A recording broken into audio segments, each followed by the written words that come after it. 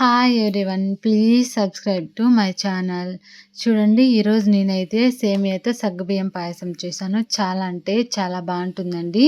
మనకి ఇలాగ సేమియా పాయసం చేయడం వల్ల అస్సలు గట్టిపడదు.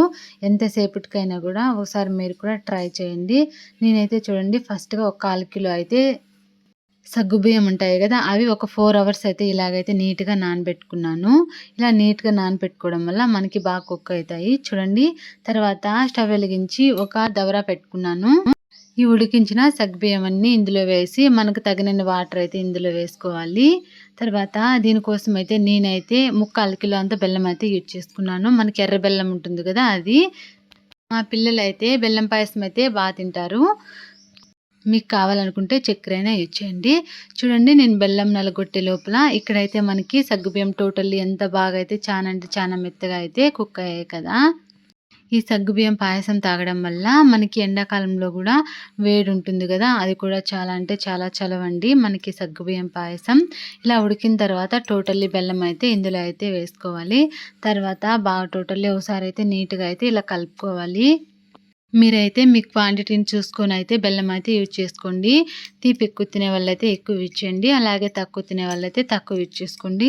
చూడండి, టోటల్లీ మనకైతే బెల్లం బాగా కరిగేంత వరకు ఇలాగైతే మంట అయితే బాగా హై ఫ్లేమ్లో పెట్టి గ్యాస్ ఇలాగ టోటల్ అయితే నీట్గా అయితే కింద పైకి అయితే కలుపుకోవాలి. తర్వాత సేమియాలు నేనైతే 1/2 కిలో ఉంటాయి కదా, 1/2 కిలో సేమియాలు అయితే తీసుకున్నాను. నేనైతే వీటిని వేయించలేదు, అలాగే అయితే యూజ్ చేస్తున్నాను. అలా యూజ్ చేయడం వల్ల మనకి పాయసం అస్సలు అనేది గట్టిపడదు. చూడండి, కొద్ది కొద్దిగా అయితే టోటల్లీ ఇలా అన్ని సేమియాలన్నీ ఇందులో అయితే వేసుకోవాలి. ఇలా వేసిన తర్వాత ఒకసారి నీట్గా అయితే కలుపుకోవాలి. ఇక్కడ నేను జీడిపప్పు పలుకులు చూడండి నీట్గా అయితే ఇలా కట్ చేసుకొని పెట్టుకున్నాను, అవి కూడా ఇందులో అయితే యాడ్ చేశాను. జీడిపప్పు పలుకులు వేసిన తర్వాత ఒకసారి ఇలా కలుపుకోవాలి. చూడండి, మనకి సేమియాలు అలాగే సగ్గుబియ్యం చాలా అంటే చాలా బాగా అయితే ఉడికాయి కదా. సేమియా వేసిన తర్వాత మనం కొద్దిసేపు అయితే ఇలా నీట్గా అయితే కలుపుకోవాలి, ఎందుకంటే సేమియాలు మనకు కొంచెం తక్కువ టైం పడుతుంది కదా ఉడికేకి. చూడండి, కొంచెం ఇలా దగ్గర పడ్డాక శనగబేడలు ఉంటాయి కదా, అవి అయితే నేను 1/4 కిలో శనగబేడలు అయితే తీసుకొని కుక్కర్లో 3 విజిల్ పెట్టేంత వరకు అయితే పెట్టుకున్నాను. తర్వాత కుక్కర్లో కొద్దిగా వాటర్ అయితే వేసుకోవాలి. ఆ శనగబేడలు మొత్తం టోటల్లీ ఇందులో అయితే యాడ్ చేసుకున్నా. ఇలా వేసిన తర్వాత ఒకసారి టోటల్లీ బాగా నీట్గా అయితే మిక్స్ చేసుకోవాలి. ఈ విధంగా ఇలా చేయడం వల్ల మనకి పాయసం అనేది అస్సలు గట్టిపడదు. తర్వాత నేను చూడండి ఒక 1/2 లీటర్ పాలైతే నీట్గా అయితే కాంచి చల్లార్చి పక్కన పెట్టుకున్నాను. ఆ పాలన్నీ ఇందులోకి అయితే యాడ్ చేసుకున్నా.